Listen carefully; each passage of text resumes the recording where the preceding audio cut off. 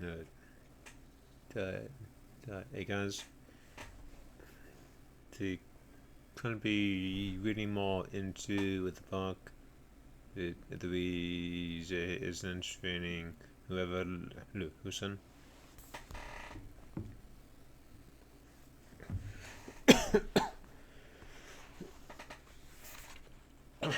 And the eventually the how good awful his cough.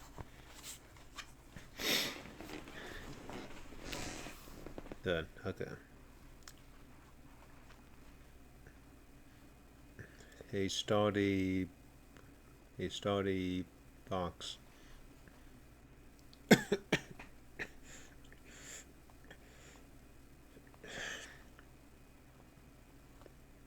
This piece of equipment is simply a stable box or platform which you can perform step-ups. This exercise involves stepping up and down onto a box or platform. It works to the thighs and glutes.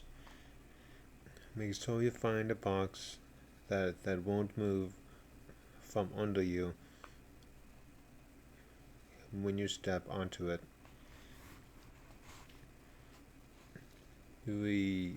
Resistance bands.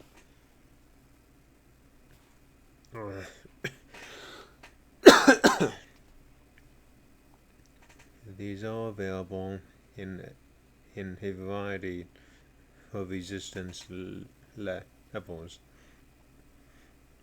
Light, medium, and heavy. It's a good idea to practice all three levels to be able to make progress and work out with the appropriate intensity. If you are new to resistance training, it is a good idea to start with bands. More on resistance bands on page 110. And exercise mats. Purchase a lightweight mat that rolls up easily. Mats can help cushion your knees and back while you're doing floor exercises. Your own body weight. Body weight exercises use your own weight to provide resistance, otherwise known as equipment-free training. Body weight workouts can give you an effective fat burning and muscle building workout when you don't have access to free weights. I never totally believed this until I met a personal trainer named Zach.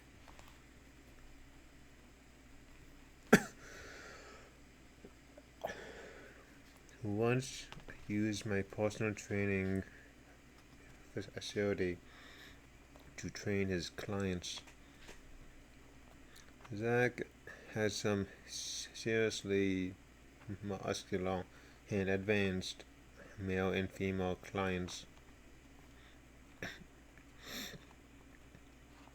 Although the high fitness level of his clients was out of the ordinary, most personal training clients are average people. I was mostly intrigued by how he trained his clients. He almost never used any weights or equipment whatsoever.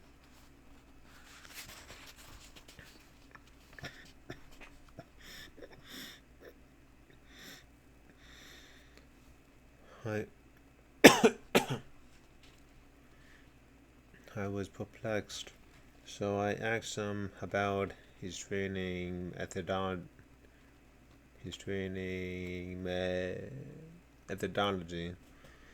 and practices. Why don't you ever use any equipment with your clients? He responded, I was a competitive gymnast for years, and I understand the value of body weight movements from, for function and for muscular development. It works great for me and my clients. Zach was exactly right. Take a look at high level gymnasts. They have some of the most muscular and balanced physiques on the planet. The amount of balance and control it takes to perform many body weight movements engages support muscles and stabilizers like crazy.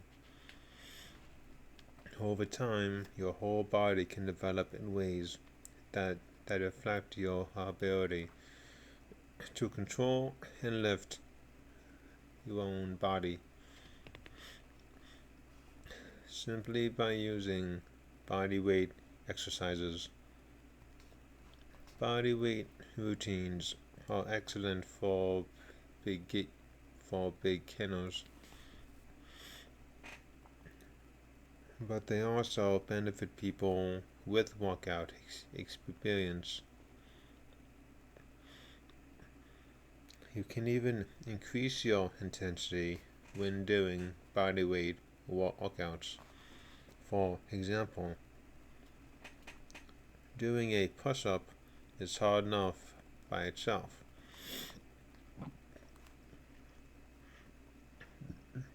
But if you wanted to make it even harder, the time to get hiccups.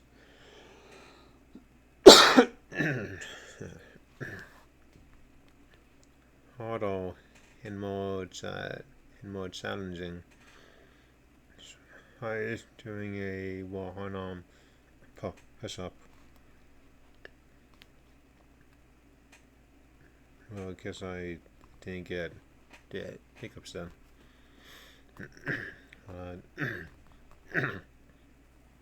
Or you can make body weight exercises more intense by increasing your reps.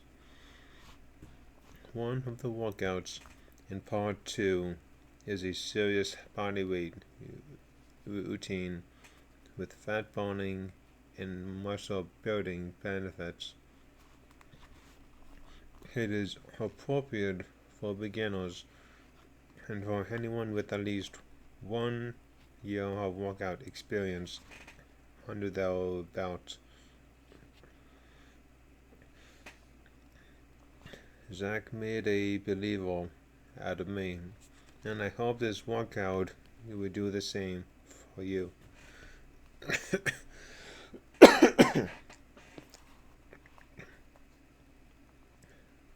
But finally, if you want to get really fancy, purchase a basic cable setup for tricep push downs or lat pull downs. Even without it, you have access to hundreds of free weight exercises, and you can effectively train your entire body. If you are serious about fitness and want to see amazing gains with intense workouts and also value privacy and convenience, a home gym is the way to go. You won't be disappointed. Before we move into the actual resistance training exercises, routines, and nutrition plan, I want to make sure you develop the right mindset.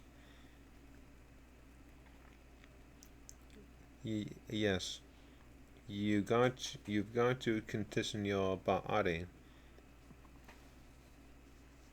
but you've got to condition your mind first. That's where we're headed next. That's chapter 5.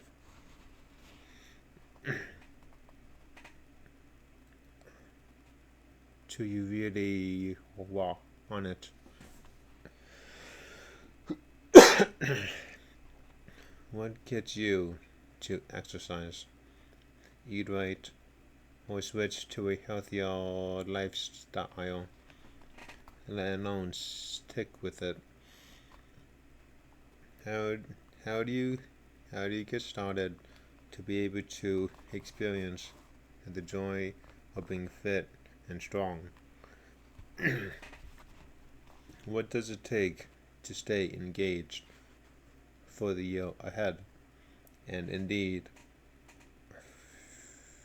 for a lifetime? Do you really want to stay in top-notch shape and enjoy great health for as long as you can? Walking in gyms and training clients for a long time, I was always puzzled by these questions and the answers. I witnessed person after person come into my gyms with amazing enthusiasm, buy memberships, hire trainers, and start with gusto, only to completely disappear a few months later. What gives? I'd ask myself. Fully dedicated to helping people succeed, that I made it my mission to figure all this out. First, I wanted to understand why such seemingly motivated people could just quit their fitness and health journeys. Second, and most important, I wanted to know why other people did not quit and how they developed long-term fitness and health habits. After years of observing, questioning, and working intently with people, I now have answers. Some of them might surprise you, so strap in for a wild ride.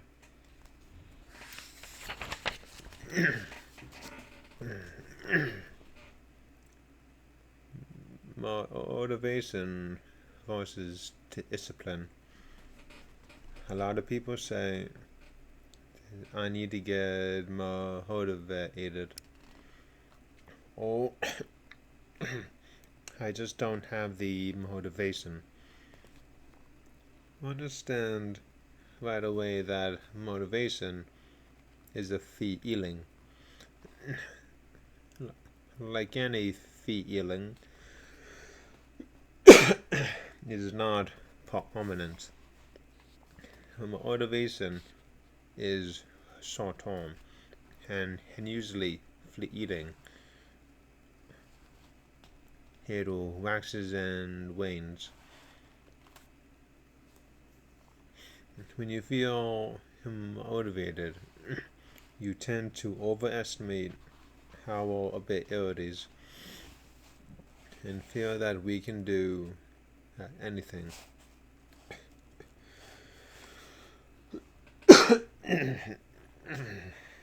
If we always felt that motivated, getting in shape would be easy.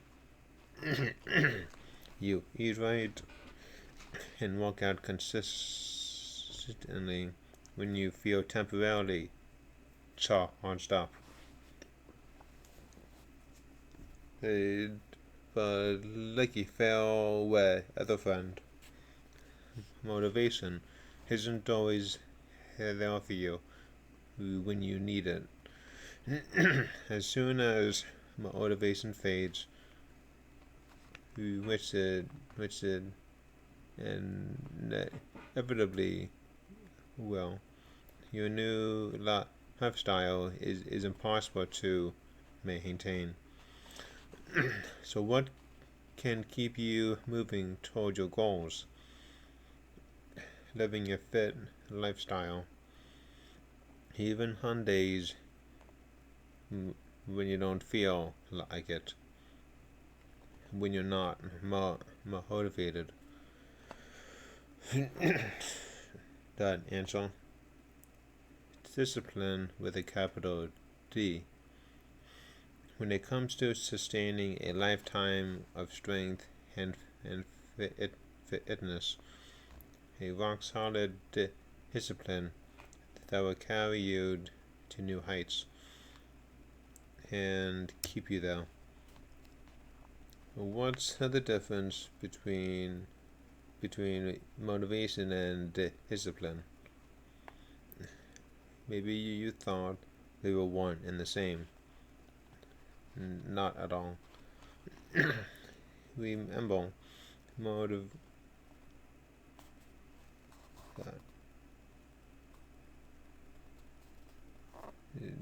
motivation is a feeling. It occurs in bursts, but discipline is a skill and acquired ability that is self-perpetuating and constant. Big difference. The key is to not rely on motivation, but to rely on discipline.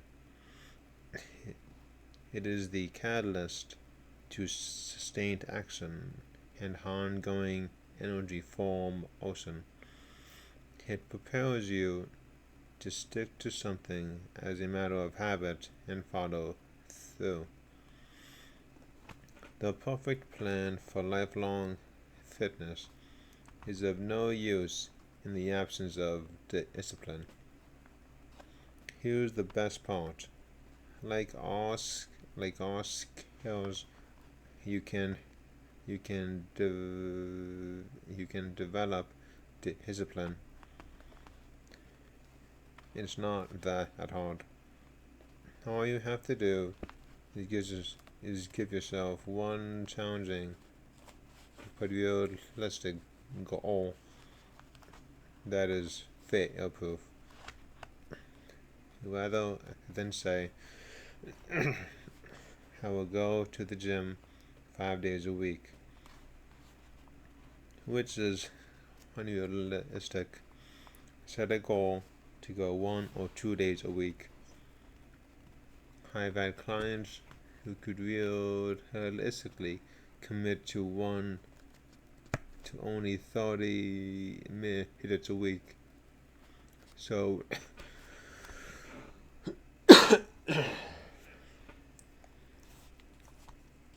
we'd walk with that half hour.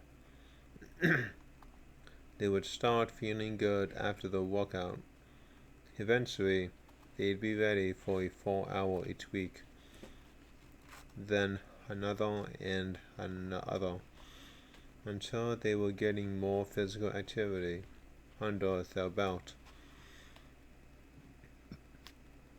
And while this was getting them back into shape, it was also rebuilding a daily habit that helped them graduate to more intense programs in the future. So, you see, little by little, they developed the skill of discipline, and they did not want to stop working out. In fact, those clients who developed discipline and relied on it over motivation. Every single one of them is still working out faithfully 6 to 12 years after we started.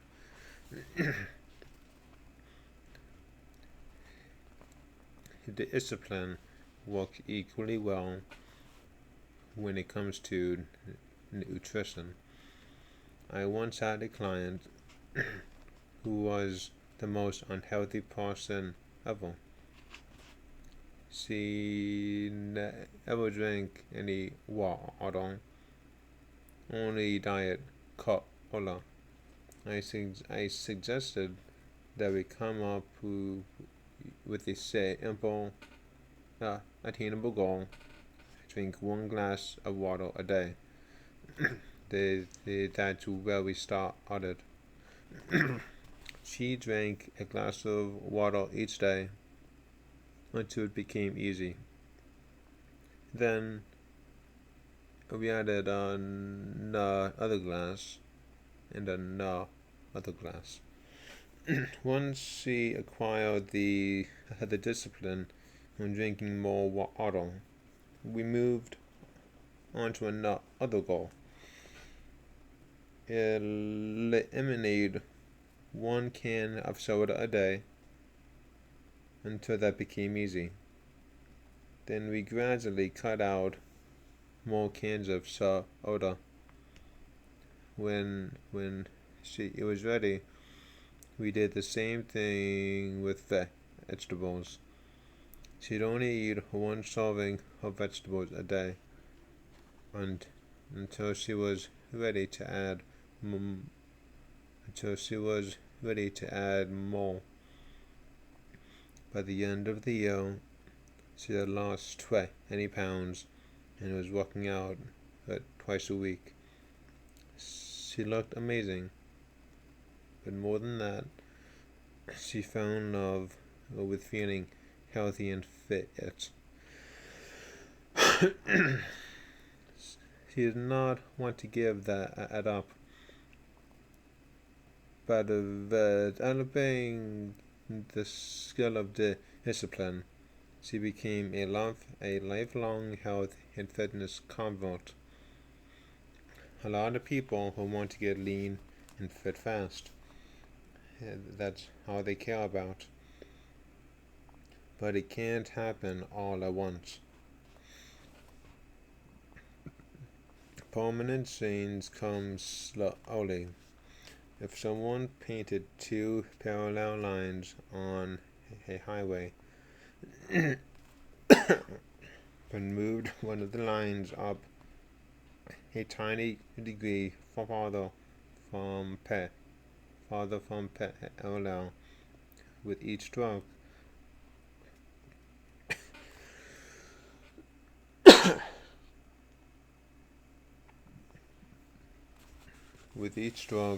the distance between the lines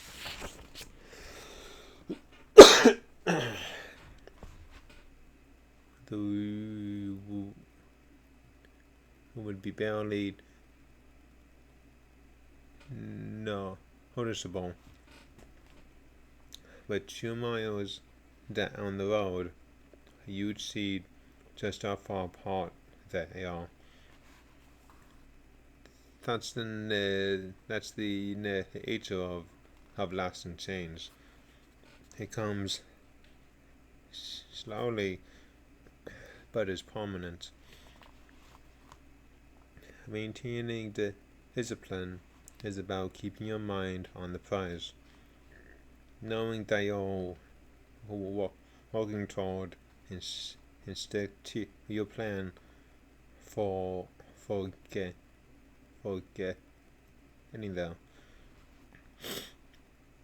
Take things one day at a time, 1 step at a time. This gives you little victories that boost your confidence and collectively develop discipline that will last you a lifetime.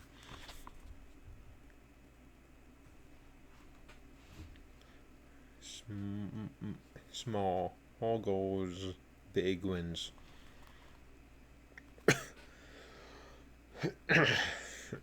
That allow me to elaborate on goal setting a bit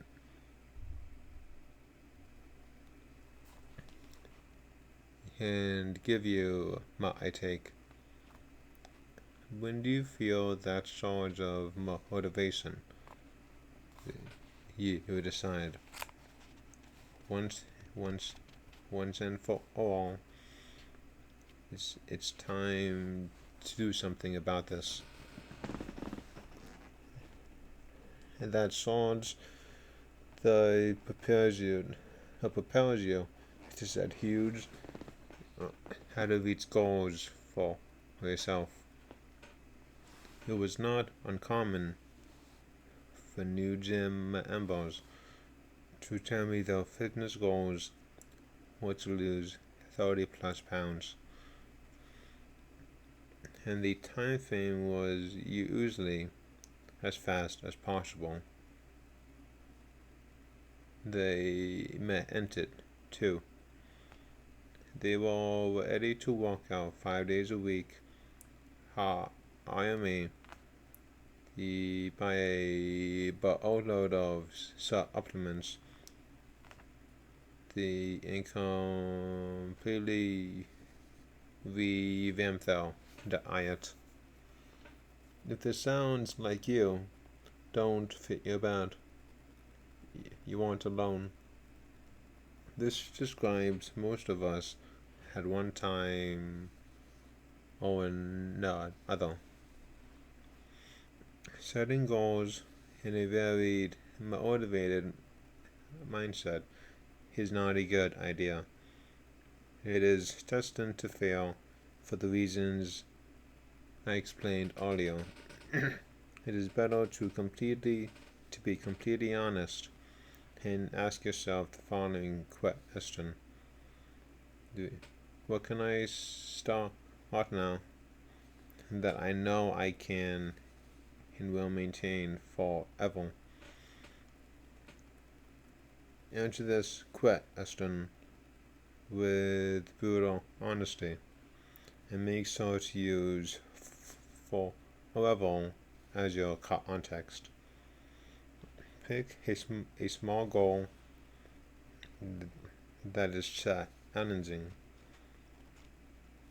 that this gives it meaning, but also honestly realistic. What you will find is that your goals and the methods you decide to employ to accomplish those goals change immediately. This is not only perfectly fine, but it's also awesome because you now have attainable goals. And no goal is too small here, and there is no such thing as too little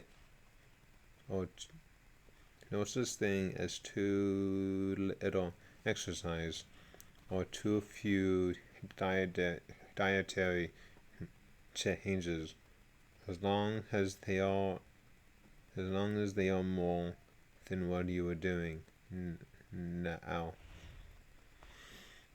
If you aren't exercising at all now, for example, then even 1 day a week is an improvement. If you pay zero attention to your diet,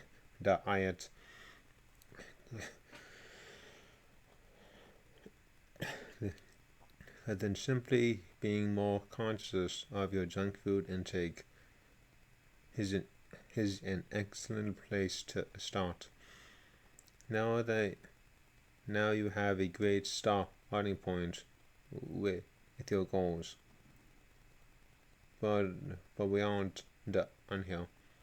Deep down inside, you really do want to lose a lot of body fat. you really do want to live a healthy, vibrant life. You achieve these benefits from lifelong healthy relationships with exercise and nutrition.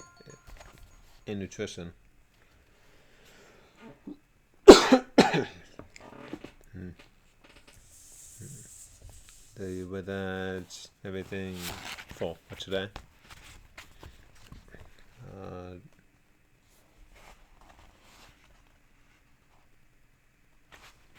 okay.